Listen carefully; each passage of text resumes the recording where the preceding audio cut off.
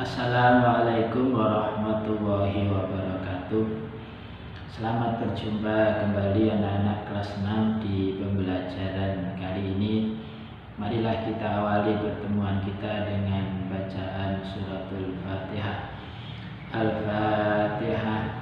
A'udzu billahi minasyaitonir rajim. Bismillahirrahmanirrahim. Alhamdulillahi rabbil alamin.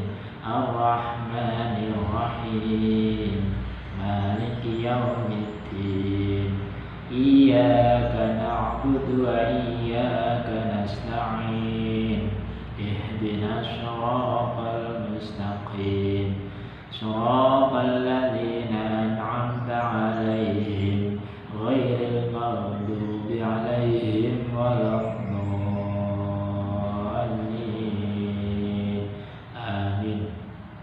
Terima kasih anak-anak.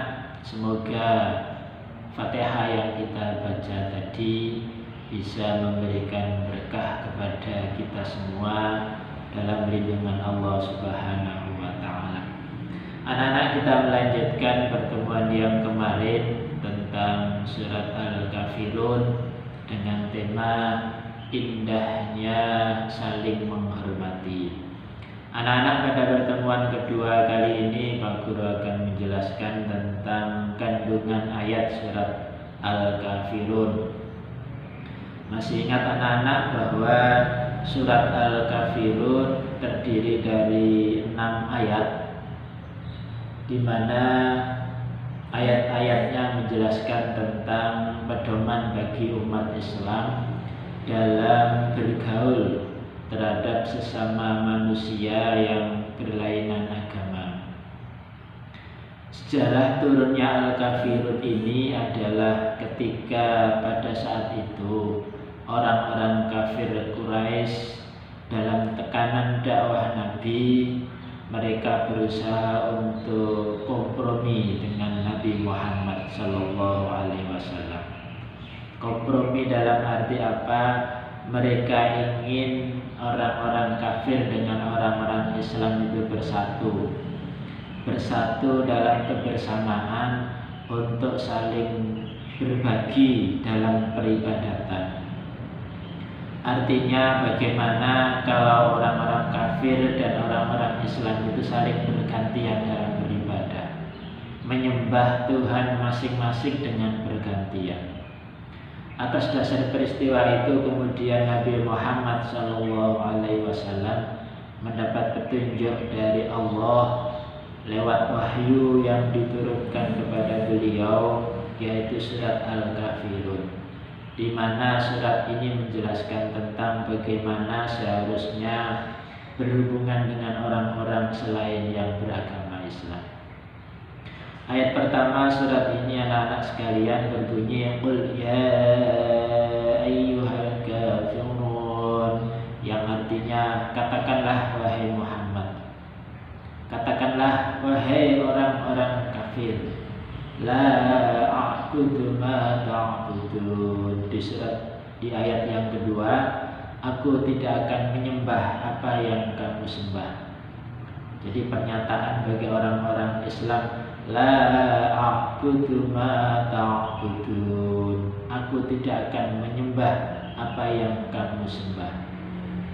Ayat yang ketiga, wala antum 'abiduna ma a'bud, dan kamu bukan penyembah apa yang aku sembah.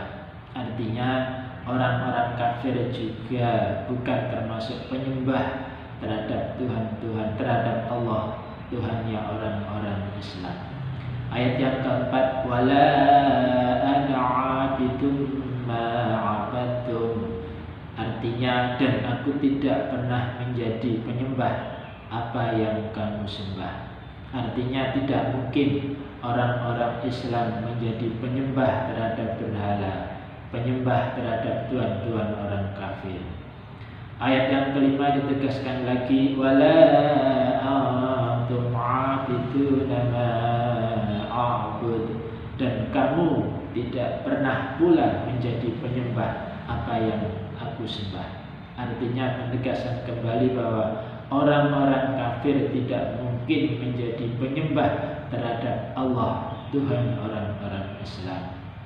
Dalam ayat yang terakhir dijelaskan, dan inilah yang menjadi pedoman bagi kaum muslimin, lakum dinukum waliyadin, untukmu agamamu, dan untukku agamaku. Artinya apa? Dalam peribadatan anak-anak, orang Islam harus tegas terhadap orang-orang non-Islam. Kita boleh saling bergaul dalam urusan dunia, dalam urusan kemasyarakatan, urusan sosial, tetapi untuk urusan agama tidak boleh dicampur adukkan antara orang-orang Islam dengan orang-orang non-Islam.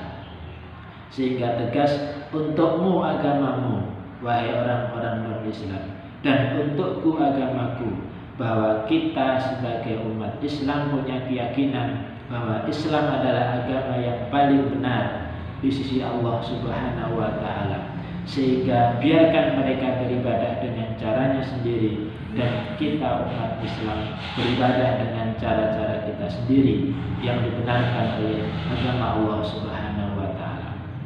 Kesimpulannya anak-anak sekalian, anak-anak kita termasuk masyarakat di Indonesia ini memang beragam agama. Selain agama Islam, banyak agama-agama lain yang diakui oleh pemerintah. Dalam hal kemasyarakatan, hubungan sosial, kita boleh berbaik-baik dengan mereka orang-orang non-Islam. Bahkan kita tidak boleh mengganggu mereka, tidak boleh menyakiti mereka. Kita harus bersama-sama hidup berdampingan dengan mereka. Akan tetapi untuk urusan agama, jangan kita sekali-kali mencampur adukkan. Kita tidak boleh kemudian ikut-ikutan nyembah Tuhan mereka. Kita tidak boleh ikut peribadatan, cara beribadah, ikut ke gereja umpamanya. Kita ikut ke pura, kita ikut sembahyang orang-orang non-Islam, ikut ibadah cara-cara orang-orang non-Islam, itu tidak boleh dan tidak dibenarkan. Karena apa? Bagi mereka agama mereka, dan bagi kita adalah agama Islam yang paling benar di sisi Allah Subhanahu wa Ta'ala. Demikian anak-anak untuk penjelasan surat Al-Kafirun yang paling akhir, bahwa marilah kita hidup berdampingan dengan orang-orang non-Islam, saling menghargai, saling menghormati, tetapi untuk urusan beribadah, mereka beribadah dengan caranya sendiri dan kita beribadah dengan cara kita sendiri. Jangan saling mengganggu, jangan saling menyakiti di antara kita. Demikian, mudah-mudahan penjelasan Pak Guru bisa diterima dan bermanfaat. Wassalamualaikum warahmatullahi wabarakatuh.